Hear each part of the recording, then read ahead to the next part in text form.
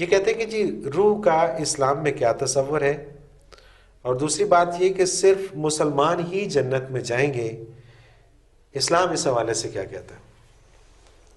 بات یہ ہے جی کہ اسلام میں تصورات نہیں ہیں، اسلام میں یقینی باتیں ہیں۔ صحیح، روح کا اسلام میں تصور نہیں ہے، اسلام میں قطعی بات ہے قطعی بات ہے۔ کہ روح عالم امر سے ہے اور مخلوق ہے۔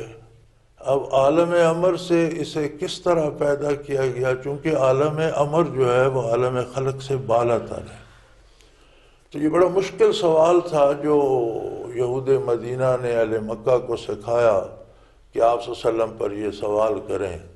تو آپ نے فرمایا یسألونک عن الروح، ارشاد باری ہوا کہ آپ کسی روح کے بارے میں پوچھتے ہیں، قل الروح من امر ربی، انہیں بتا دیں کہ روح امر باری تعالیٰ میں سے۔ صحیح، اب امر سے خلق کیسے ہوا؟ وما اوتیتم من العلم الا قلیلا، انسان کا ذہن کی وہاں تک رسائی نہیں ہے، بالکل صحیح، تمہارا علم قلیل ہے، اس تمہارے علم سے بالا تر ہے یہ بات کہ اسے عالم امر سے اللہ نے کیسے بنا دیا، یہ تمہارے سمجھنے کی بات ہی نہیں ہے۔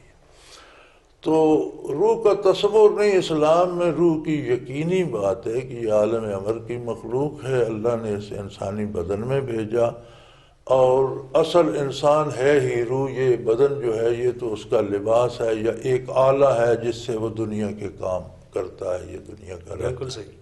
اب رہی بات جنت اور آخرت کی، تو یہ کہنا اس انداز سے درست نہیں کہ صرف مسلمان نہیں جائیں گے۔ میرے خیال میں اس انداز سے کہنا چاہیے کہ جنت کے لیے کام ہی صرف مسلمان کرتے ہیں، صحیح، اسلام کے علاوہ کسی میں اخروی اجر کا یا جنت کا تصور ہی نہیں ہے۔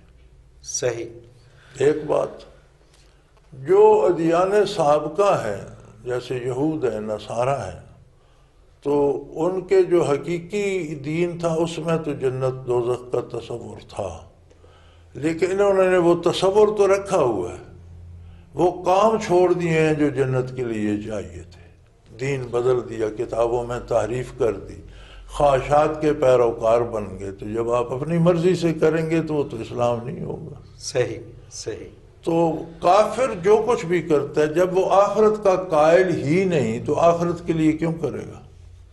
بالکل صحیح، بالکل اس کے جو بھی وہ نیک کام بھی کرتا ہے تو اس کے پیچھے کوئی نہ کوئی اس کی دنیاوی غرض ہوتی ہے، یا مالی منافع یا شہرت یا اقتدار یا کچھ نہ کچھ۔ تو قرآن کریم میں اللہ کریم فرماتے ہیں کہ میں ان کی خواہشیں دنیا میں پوری کر دیتا ہوں۔ صحیح، آپ ایک دکان پہ جاتے ہیں، آپ اسے 100 روپے دیتے ہیں، مجھے چینی دے دو، وہ آپ کو چینی دے دیتا ہے، پھر باقی کیا بچا؟ بالکل صحیح بات۔ کافر اگر نیکی کرتا ہے تو آخرت کا تو وہ قائل نہیں، دنیا کے کسی منافع یا شہرت کے لیے وہ اسے دنیا میں مل جاتی ہے، تو اس کے پاس آخرت میں اعمال ہی نہیں ہوں گے، جنت میں کس بات پہ جائے؟ بالکل صحیح، مومن کرتا ہے کام دنیا کا ہی کرتا ہے، کرتا آخرت کے لیے، اللہ کے حکم اور اللہ کے نبی کے حکم کے دائرے کے اندر کرتا ہے، تو اس کو اس کا انعام ملے گا۔ تو کافر تو اس کا گاہک ہی نہیں ہے، اس کے لیے سرمایہ ہی نہیں دیتا، اپنا کردار ہی نہیں، ایمان ہی نہیں، بالکل صحیح، تو اسے کیسے ملے؟